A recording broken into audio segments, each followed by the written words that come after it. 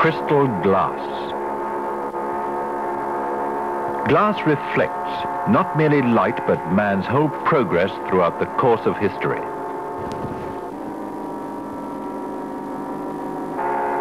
The Syrians and Egyptians molded crude glassware more than 2,000 years BC, but their lack of enterprise opposed any real progress.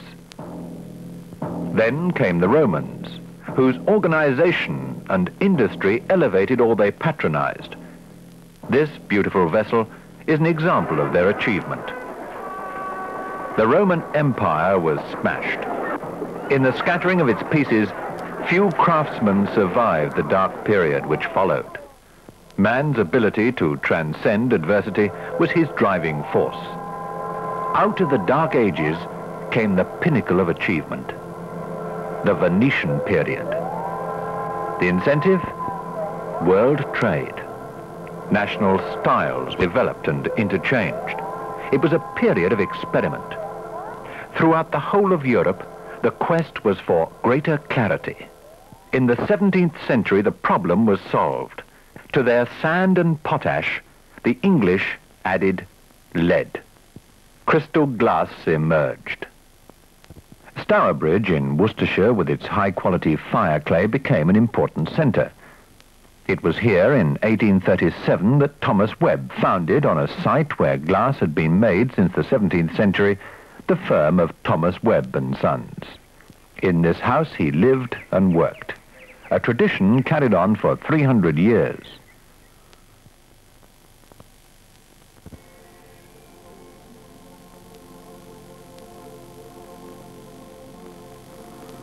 The ingredients of glass have varied throughout its history.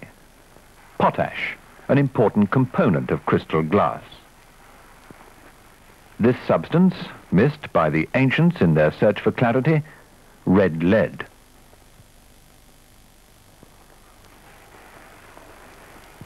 This they couldn't miss. Pure sand.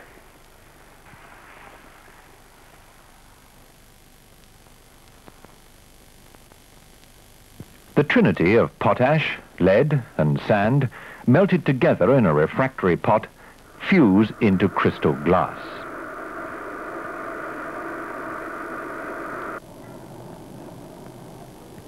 The glassmaker is rotating a blowing tube just under the surface of the molten glass, gathering a small amount. For unusually large articles, he may have to gather 3 or 4 times. Though brittle and stubborn when cold, molten glass is plastic and wonderfully workable. Here it is being carefully rolled around the blowing tube to keep it centered. This is called marvering. The glass house, where the bulk of the work is done, is hot, noisy, and has a splendid all-male atmosphere which still attracts the younger generation. Skills best learned when young are passed down from older craftsmen to apprentices, who in turn will learn by experience.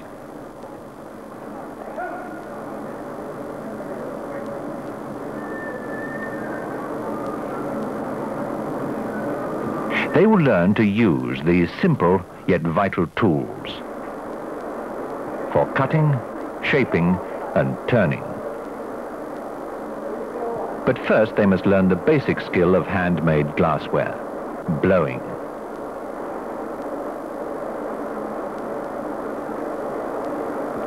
The exploitation of the hunting blowpipe, dipped into molten glass, was one of man's greatest innovations. Simple in character, unrecorded, it contributed immeasurably to human well-being and convenience.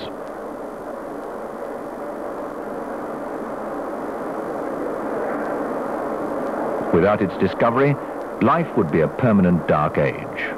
Herbs and charms instead of test tubes, communication still the speed of a horse, and the moon a mysterious being to be worshipped, not explored.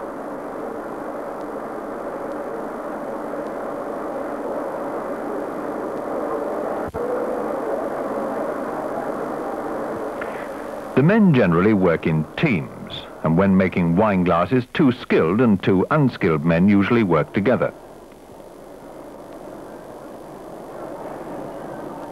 The first man gathers molten glass from the pot, rolling or marvering in a wooden block. By keeping the block wet, he is able to work without burning the wood.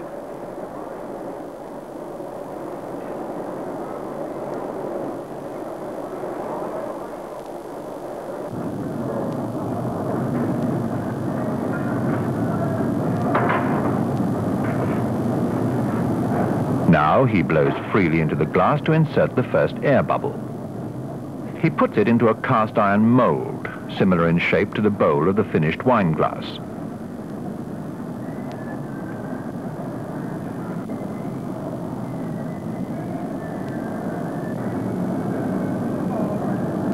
The blowing and rotating expands the glass to the size of the mold.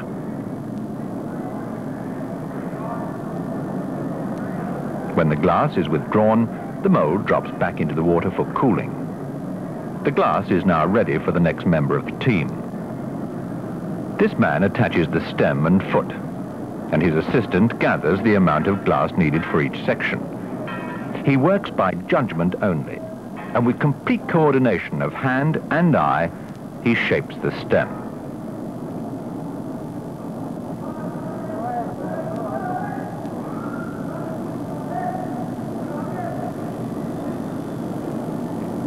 The foot is shaped in a similar way, and on its accuracy depends the perfect balance of the glass. The glass being worked on at the moment is clear.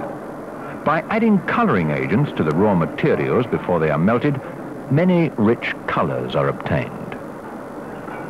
For a bluish green, copper is added.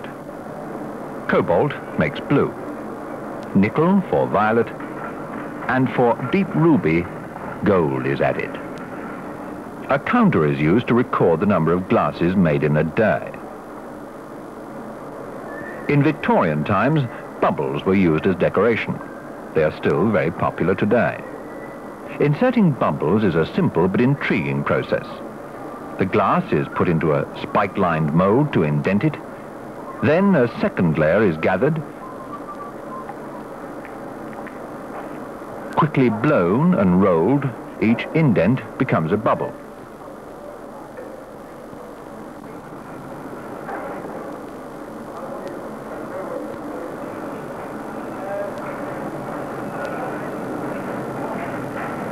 The glassmaker soon shapes the glass, and between two pieces of green willow wood, it spins to its final shape.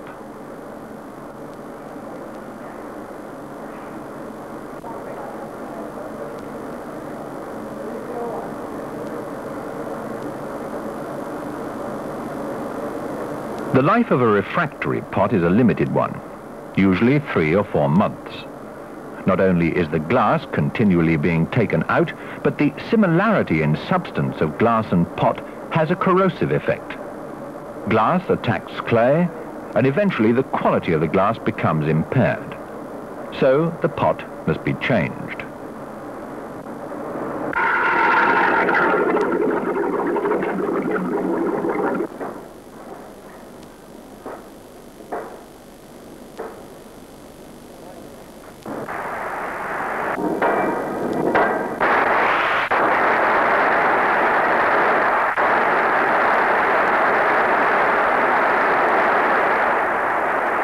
Working in tremendous heat, the men break down the furnace entrance, removing bricks and clay baked solid by months of continual heat.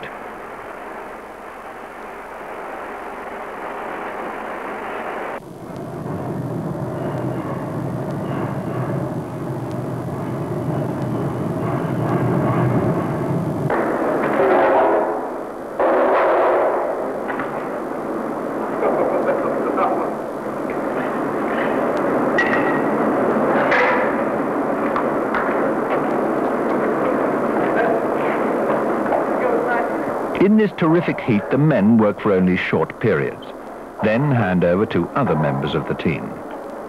In fact, the whole operation is tackled in stages.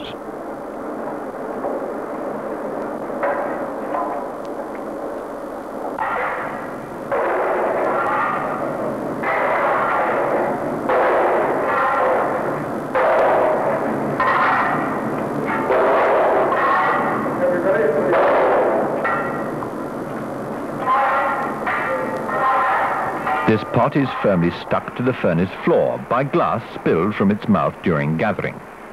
And before this last section comes out, the pot must be prized free.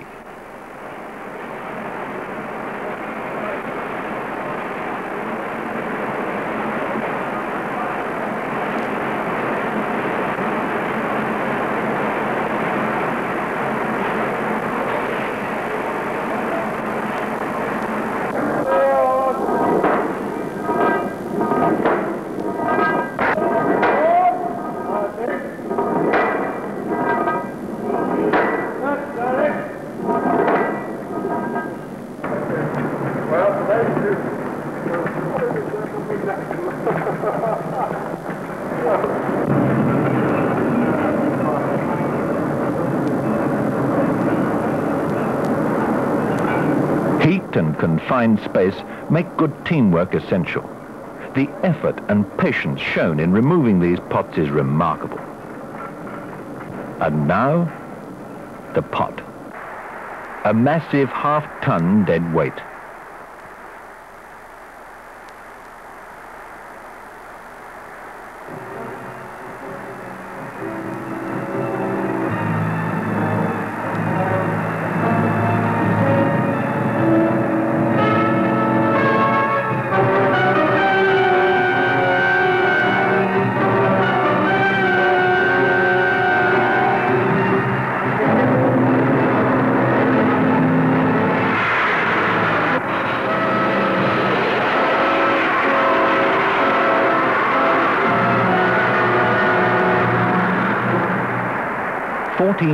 degrees centigrade.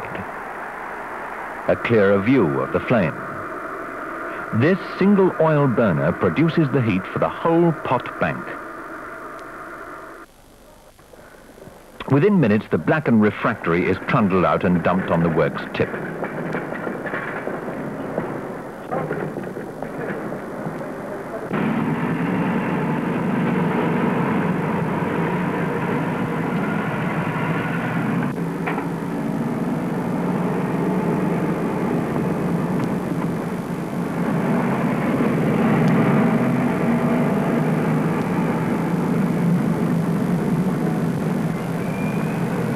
As it cools, it will disintegrate.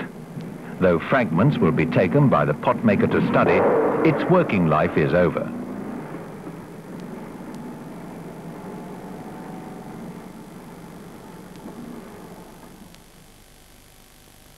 The pot that will replace it was made months in advance. And here, in a strictly controlled temperature, the pot maker begins his job. Using a mixture of burnt and raw clay, he makes the base of the pot inside a steel loop. It must be strong enough to withstand the pressure from the 300 weight of clay within it.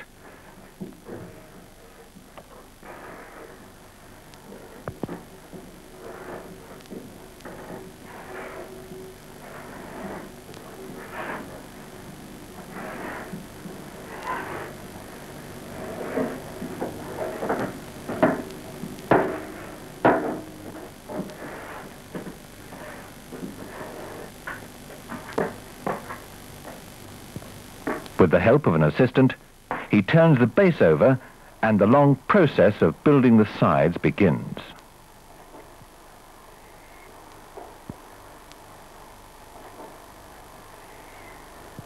This is a craft within a craft.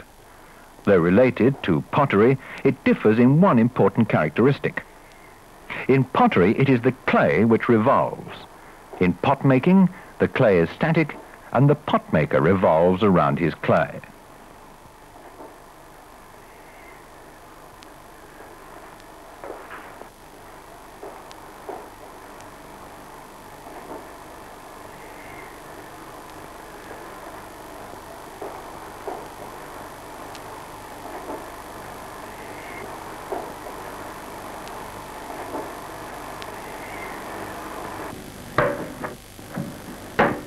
He kneads the clay and cuts it into pieces with wire, and places it in a central position so that all times it is at hand.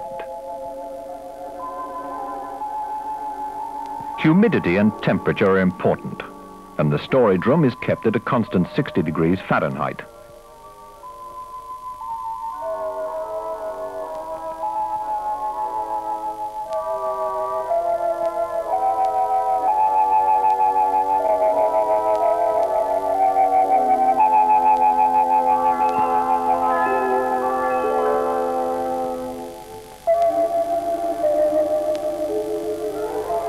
This is a refractory ring. Placed on mounds of sand to stop it sticking, it will later float on the surface of the molten glass. Gathering will be made from within this ring, leaving any scum to float outside it.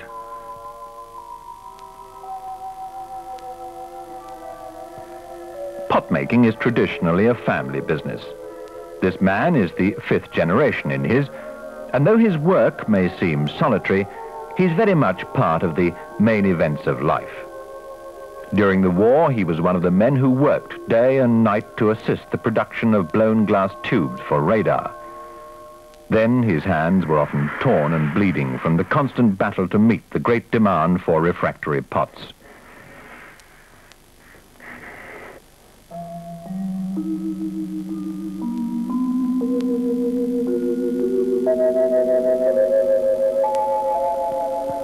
The hood of the pot is built round this mould.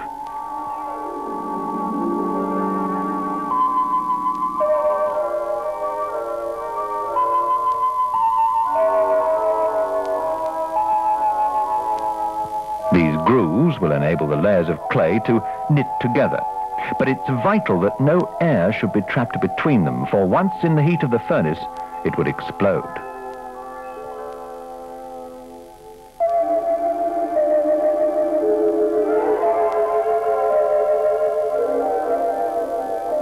The pot is almost finished. A knife cuts the first rough opening.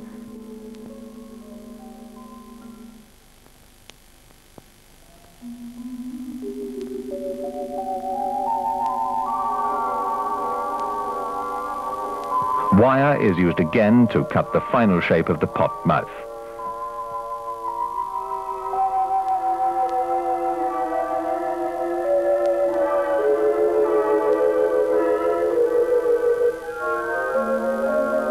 Even in pre-Roman times, the artist-craftsman signed his name, and today the custom remains.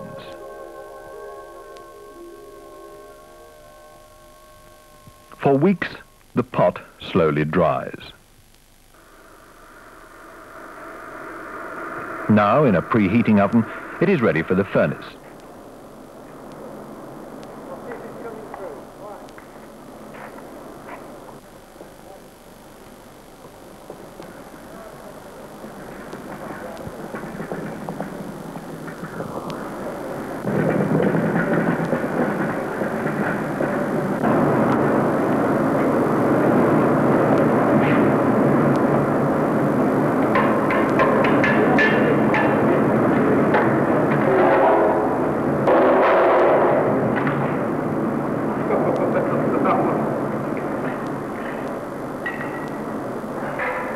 Correct positioning is important, as an even temperature must be maintained all round it.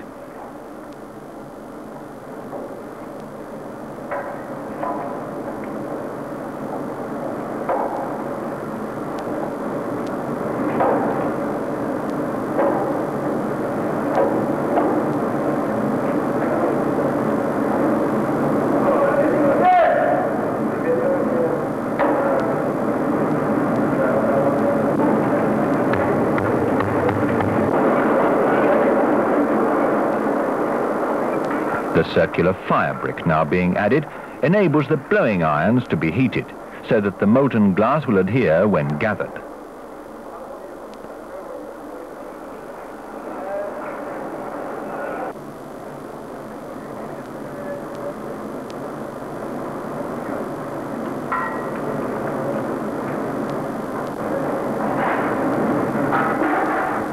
Though the job is strenuous, the men do it cheerfully, and their only complaint is that the beer traditionally drunk after this hot work should be tax-free.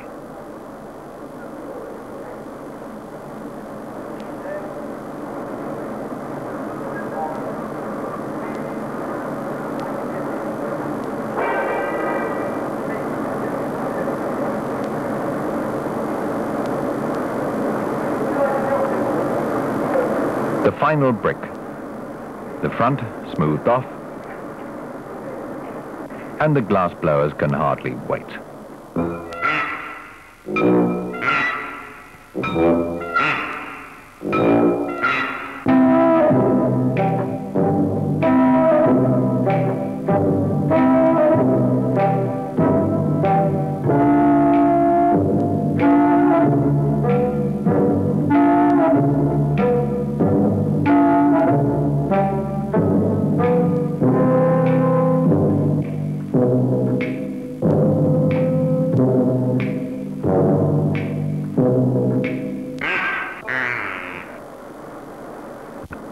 The devious journey every glass must make starts on the drawing board. Here, many problems are dealt with concerning techniques and design.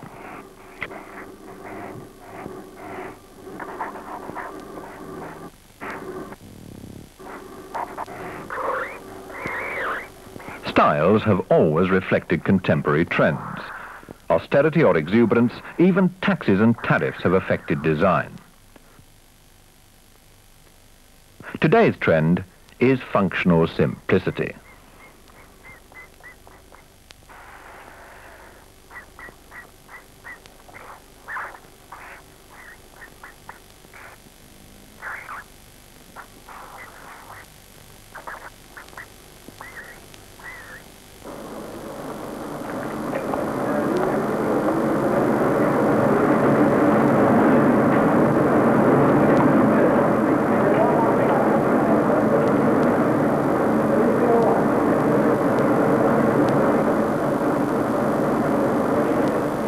Five men work on this jug. The first, marvering and blowing. Passing it on to the next, who blows the approximate shape.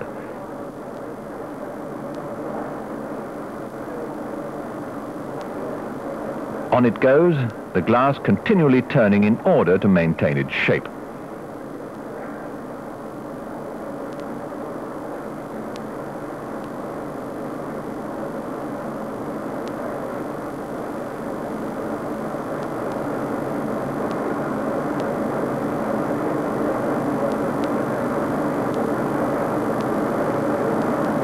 A small amount of molten glass on the end of this steel rod enables it to stick to the base.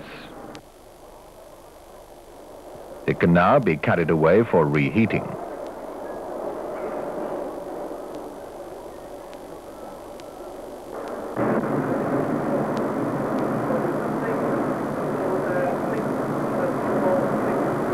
Reheating is tricky, and care must be taken or the jug will lose its shape.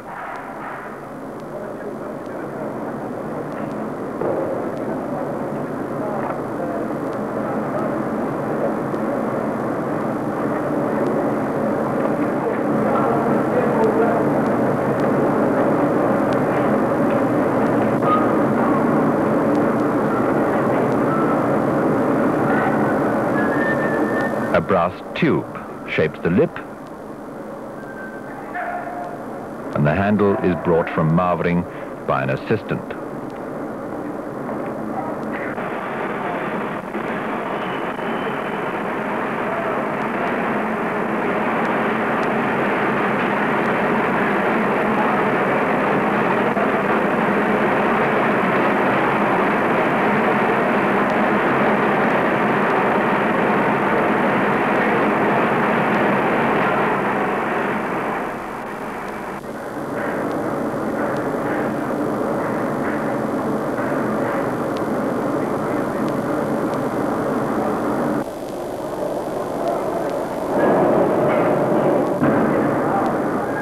This annealing oven will keep it just below softening point for about an hour.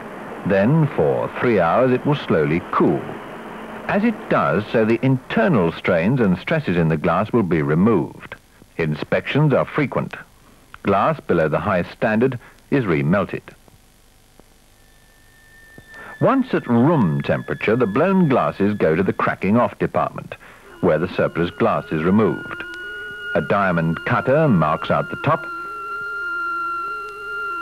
Then a gas flame introduces a strain,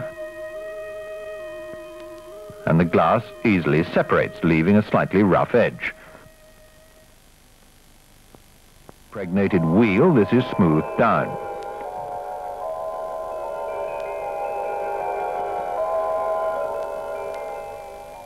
And a flame melting the rim achieves the perfect drinking edge.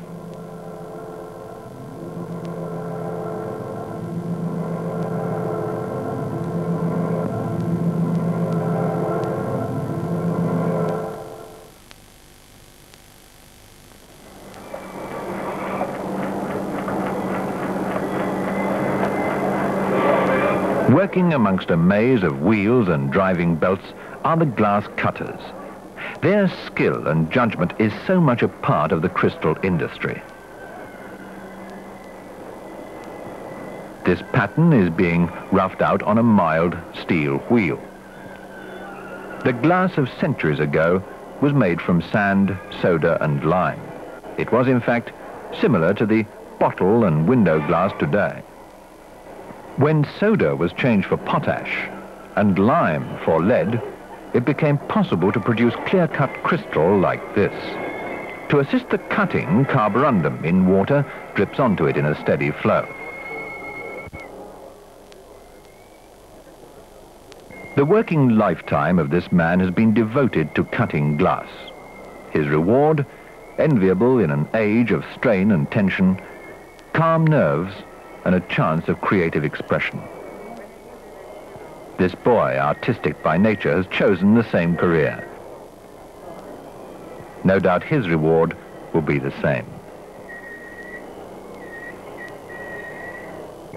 Pressing firmly down onto the wheel, the cutter works from a pattern previously marked on the glass. Various kinds of paints are used for marking. Every pattern or design is put onto the glass in this way before it goes to the cutters.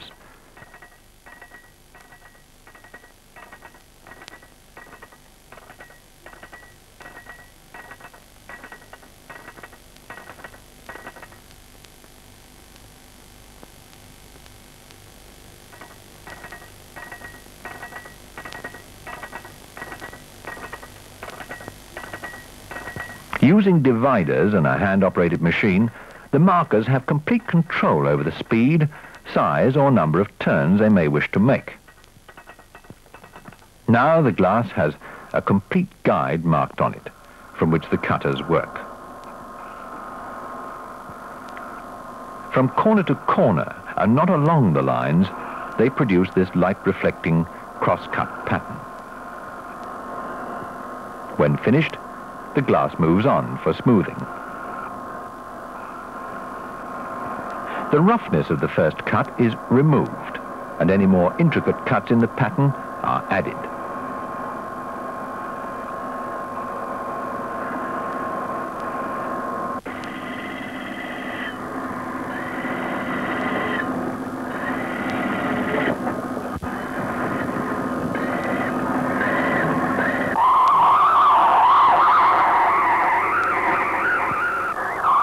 Holding the glass beneath the wheel, not over it like the cutter, the intaglio worker has great freedom of movement, and in long flowing sweeps, the wheel carves into the glass.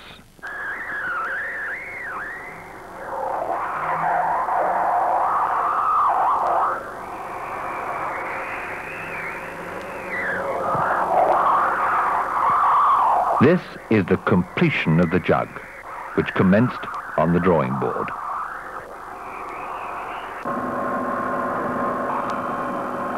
Many expensive pieces are engraved. Some, specially commissioned, are of great value to collectors. This copper wheel cuts the minutest details. A mixture of oil and emery is used as an abrasive, and the highest degree of skill is essential.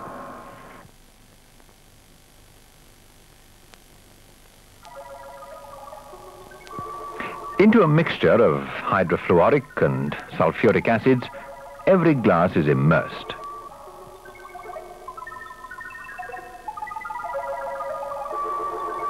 The acids remove a surface skin from the glass, and in a series of water baths, this whitened skin is washed away.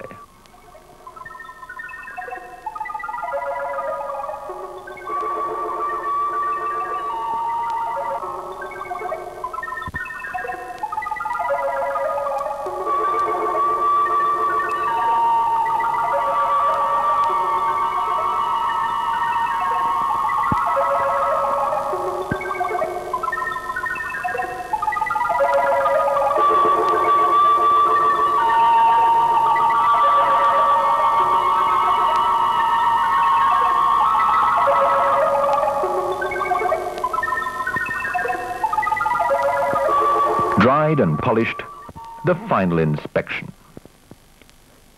Only when all these stages have been completed will the maker's name be added. Here etched with acid and then labelled. A label which connoisseurs throughout the world will know and order.